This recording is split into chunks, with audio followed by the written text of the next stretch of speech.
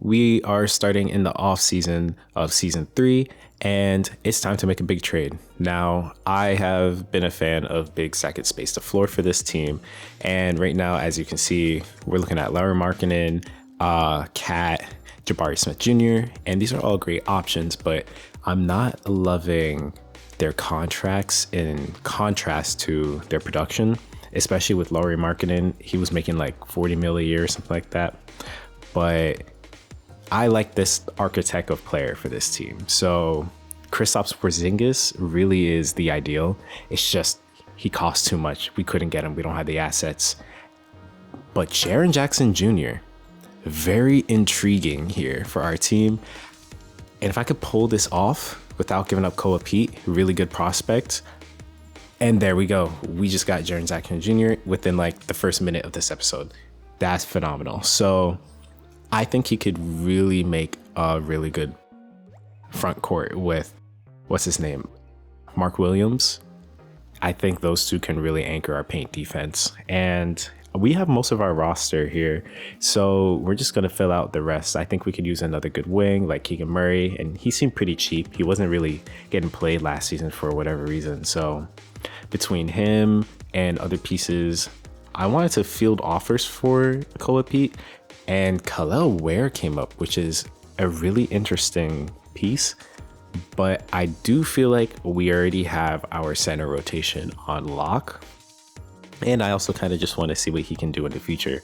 So I think we're pretty good. Looking at our player progressions, we also got Kyoto. Oh, I don't know how to pronounce his last name. But yeah, we got him as a backup big.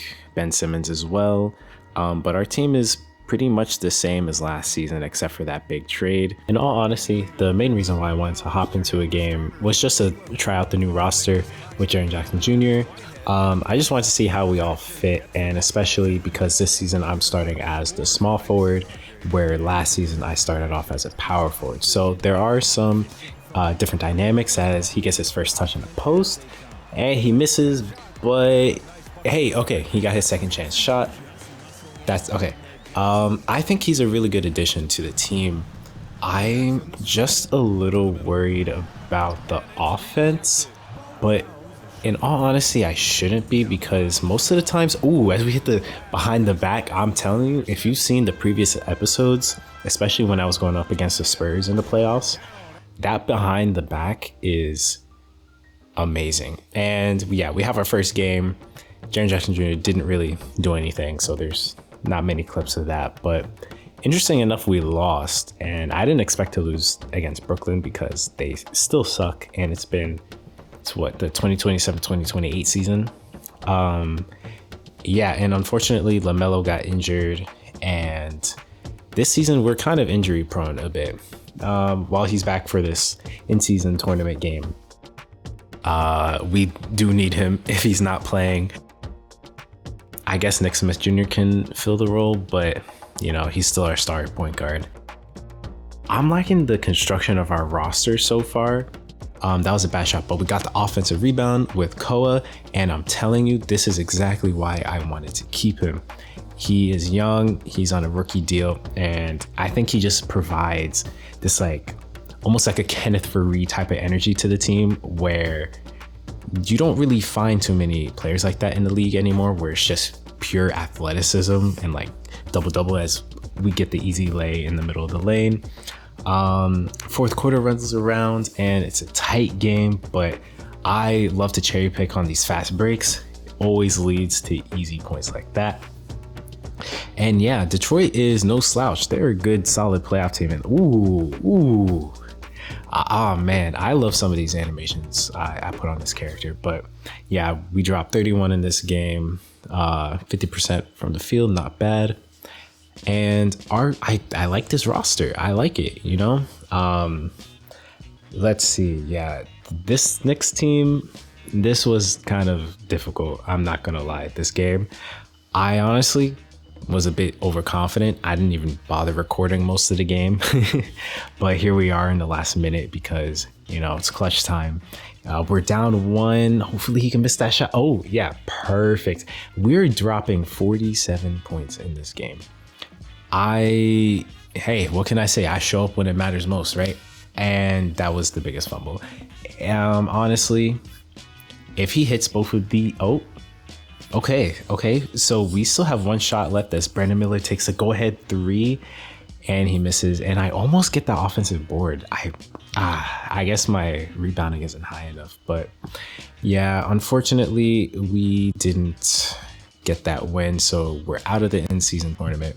However, we did at least make it past the initial group stages. And looking at my stats this season, I'm shooting a lot better from three. I'm not sure if my ratings went up that much from the 3-point line, but I'll always take more efficiency. And honestly, this construction is really good.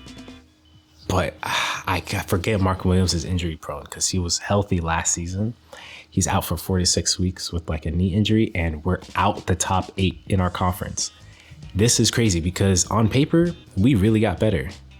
I think we did. But again, I'm just playing against the Bulls here just to get a feel of our team, see what we're missing, because considering, again, we're out the top 8 in our conference as we have the easy dump off pass. I don't know what we're missing. Maybe it's the injuries, maybe our roster construction isn't right, but come on, like we can't be giving up open looks to Kobe White like that. Like look at how much space he had. Again, right here, easy mid-range shot.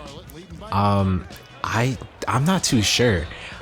Hey, at least I'm getting to the line. How many points is that? Is that 28 or no 20? I don't know, but we're popping off in this second quarter. Yes, sir. I think I'm playing really well as a small forward again. And for some reason, they trade Mikal Bridges back to Brooklyn. Why? You're just doing another swap. What sense does this make? But it's 2K. It doesn't have to make sense. And this game is way closer than it should be. We're almost done with the third quarter and it's a 1-point game. The Bulls still suck and it's 2027. It might be 2028 by this point. But regardless, we took care of business and I just simmed past and I had a really good game. And I think that means we need to maximize our window because I do believe we can make a really deep playoff push.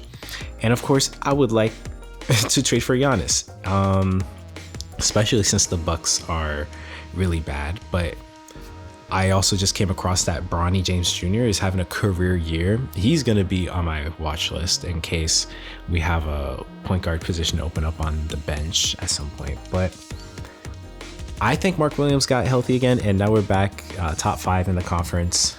I still don't understand how the Sixers are doing this well, especially with Embiid completely falling off. But the Denver Nuggets, I think they're going to be willing to trade Nikola Jokic. He's not untouchable. So of course I'm trying to make a package for him, but he's injured and I guess you're just not allowed to do that. But our cap sheet is looking a little rough and we're nearing the trade deadline. So my thought process is if we're not going to make a push for like a really big star player, at least shed some salary. But I ended up just simming past as we have all these awards coming up. Nothing you really wouldn't expect. You have Wemby, AJ Bedanza, because this is 2 to 3 years in the future. Ace Bailey, 25 points per game. That's really good. It's only his 3rd season. I think we're doing really well. Ian Jackson is our only guy on any of the teams. Regardless, that's going to be it for today's episode. Thanks for watching if you made it this far. And next episode, we're going to be going through the playoffs. I'm pretty excited. I think we can be a finals team. As you can see, the Thunder are scary. I kind of hope we don't match up against them, but we'll see. Yeah, so I appreciate everybody for coming out.